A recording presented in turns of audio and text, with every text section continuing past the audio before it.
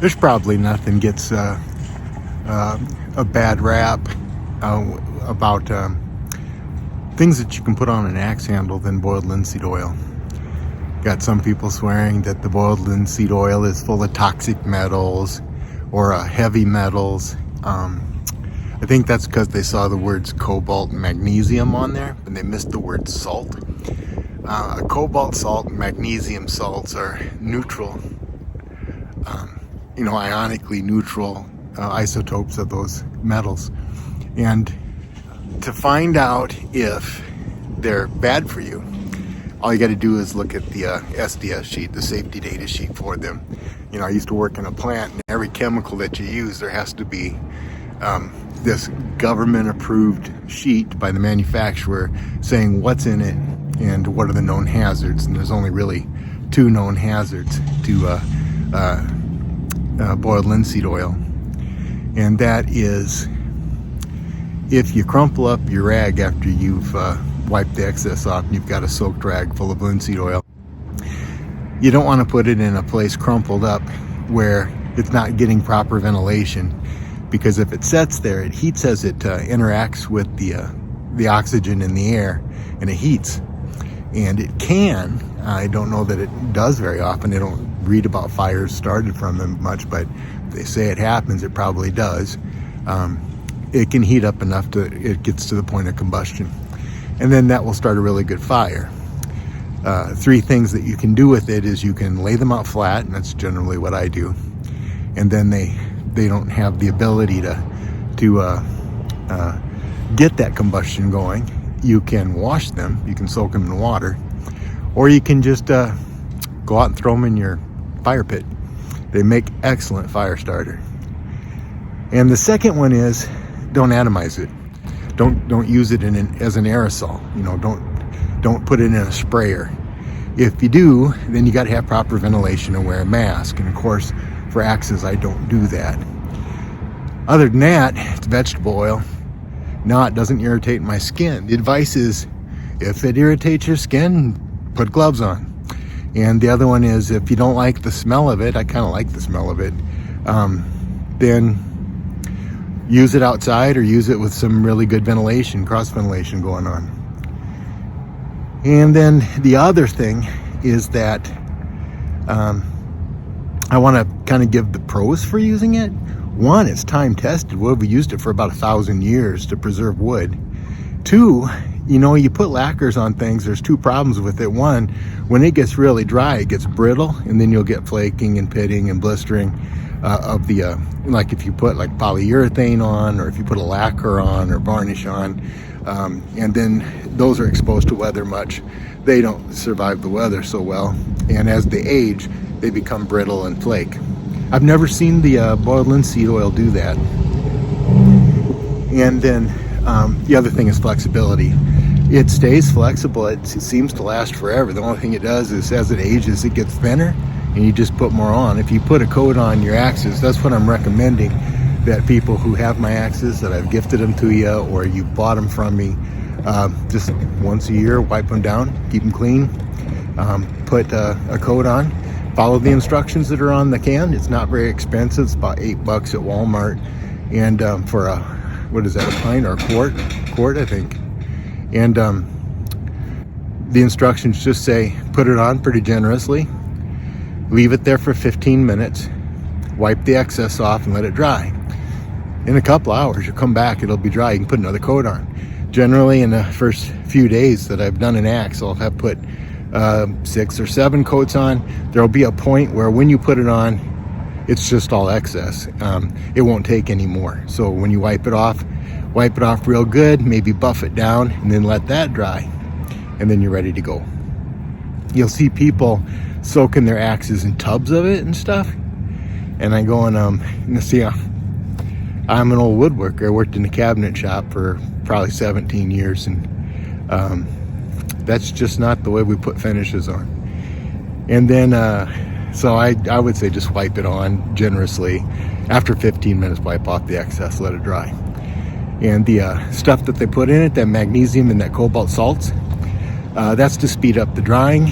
And some people say the just plain linseed oil that's not boiled, it's not really boiled. It just means that it has those additives to it. It's prepared differently. They say it dries just as fast. I don't know. I've never used just plain linseed oil.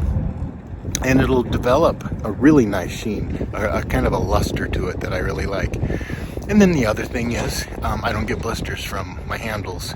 I will get a blister if I'm wearing my wedding ring. The ring chafes. I'll get blisters if I don't grip the axe right. If I'm sliding one hand over the other hand, where this friction between my hands is, because that's what causes the blisters, friction.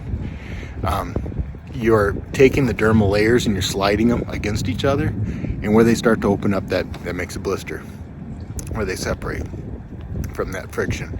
And I've got a scar on one thumb here. I don't know if you can see it. Let's see here.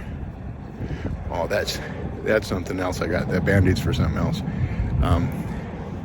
I don't know if you can see that, but all along the base part of the knuckle of my thumb, that's from one hand sliding on the other hand. And just change your grip when you're using it, and try not to slide. Or you can wear a glove on one hand. I'll sometimes wear a glove on my grip hand. It's just that I switch back and forth which hand I'm holding the palm swell with. So if I'm swinging from the left or swinging from the right, then I switch them over. Let's see. Oh, and then there's some other things that are, I think, kind of strange. You can do whatever you want. I'm not telling you how to hang your axe handle or how to treat it, but I will challenge some of the what I consider to be bogus explanations. Watched a few different people explaining this, and then what happens is one YouTuber watches another YouTuber, and pretty soon they make a YouTube video and they're doing the same thing. They'll oil the tongue. You know what I call a tenon. Like I said, I'm a woodworker, so for me that's a mortise and tenon joke. Because a woodworker would say, like, on a table I got 4 of those to do. On doors I got 6. You have one, and they gave you the mortise, so you only have to make the tenon.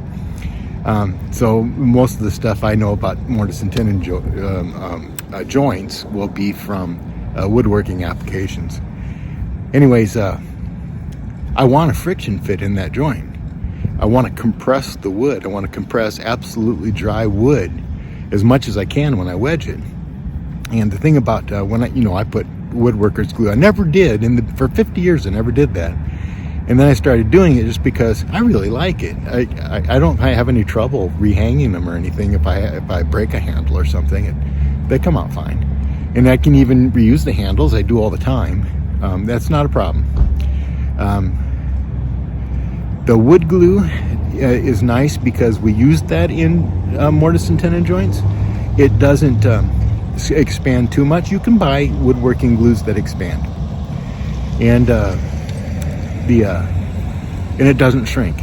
So whatever stays on there, and some people think that you scrape it all off, or not really. You only want a very thin coat of that. We generally, I do it too. We use way too much glue in those things. And you say, well, what's the difference between putting the glue on the wedge? And you'll see some people that are actually putting boiled linseed on the wedge. I would say that's probably the same thing as you're doing with the glue, just that the boiled linseed oil, as it ages, will thin a little bit. I don't want that in there. Where the wood glues that we have, they, as far as we know, last over 100 years. So I want that bone dry when I'm working with it, because I'm going to be smashing that together. And boiled linseed oil is a liquid, right? The liquids aren't compressible. So the more you soak the wood, the less you can compress it. And does it make a difference? I don't know. I don't have laboratory tests to prove one way or another. I'm just saying your explanation's a little weird, because if you're trying to make compression inside that eye, you don't want liquids in there. And some people say, well, you need it for lubrication. Lubricate it for what? Because you're putting it in the bottom of the eye, which is smaller than the rest of the eye. So at a certain point, that's flaring out. I don't know what you're lubricating, because you're going to set it down onto a gently flaring shoulder.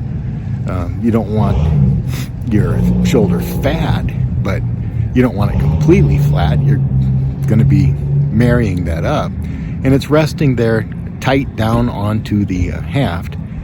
And then the tenon's going to get a great big wedge to smush it open.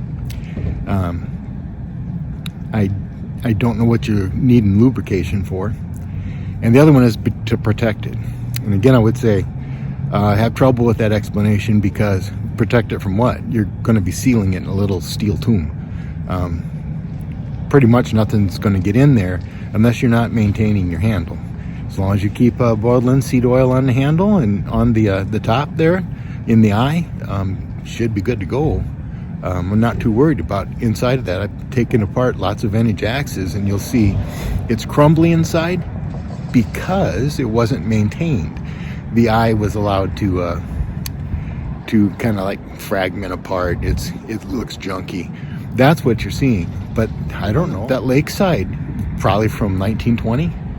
So yeah, that's over 100 years old. Well, I'm out here behind the hotel seeing if they got any work I'll volunteer to do. But that's all work and no fun. Wouldn't even get a big axe out for that. It'd be a little one. Let's see. Nope, nothing out here.